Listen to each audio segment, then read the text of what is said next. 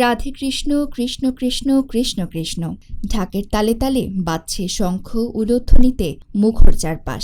তারপর গড়াতে শুরু করল রথের চাকা, আর এক নিমেষে রশি ধরতে ছুটে এলেন ছোট থেকে বড় শত শত মানুষ। এমন দৃশ্যই উৎসবে মেতে উঠল সিরাজগঞ্জের কামারখন্দ। সনাতন ধর্মাবলম্বীদের অন্যতম ধর্মীয় উৎসব রথযাত্রা উপলক্ষে বৃহস্পতিবার বিকেল ৫টায় কামারখন্দ উপজেলা ও কেন্দ্রীয় কালী মন্দির প্রাঙ্গণে রথযাত্রার উদ্বোধন করেন বিদ্যুৎ জ্বালানি ও খনিজ সম্পদ মন্ত্রণালয়ের মন্ত্রী ইকবাল হাসান মাহমুদ টুকুর ব্যক্তিগত কর্মকর্তা এবং সিরাজগঞ্জ জেলা স্বেচ্ছাসেবক দলের আহ্বায়ক আবদুল্লাহ আল কায়েস। RICL TMX, যুগের পর যুগ স্থাপনা থাকে মজবুত। উদ্বোধনের পর ধর্মীয় আনুষ্ঠানিকতা শেষে জগন্নাথ দেবের রথ নিয়ে যাওয়া হয় উপজেলার বিভিন্ন সড়ক ঘুরে।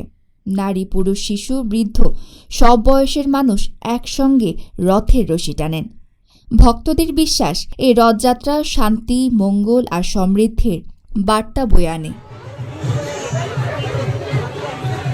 এ সময় আবদুল্লাহ আল কায়েস বলেন, বাংলাদেশ সম্প্রীতির দেশ। সব ধর্মের মানুষ যেন শান্তিপূর্ণভাবে নিজ নিজ উৎসব পালন করতে পারে, সেটাই সবার প্রত্যাশা। পারস্পরিক শ্রদ্ধা, ভালোবাসা আর ভ্রাতৃত্ববোধের মধ্য দিয়ে গড়ে উঠবে একটি সুন্দর সমাজ। রথযাত্রায় স্থানীয় সনাতন ধর্মাবলম্বীদের পাশাপাশি বিভিন্ন শ্রেণীর পেশার মানুষও অংশ নেন। নিরাপত্তা নিশ্চিত করতে দায়িত্ব পালন করেন আইনশৃঙ্খলা বাহিনীর সদস্যরাও। আয়োজকদের ভাষ্য, প্রতি বছরের মতো এবারও ধর্মীয় ভাবগাম্ভীর্য আর উৎসবের আবহে অনুষ্ঠিত হয়েছে Rathyatra.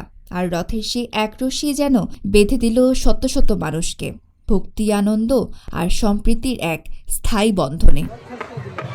Desk report, Dhaka post.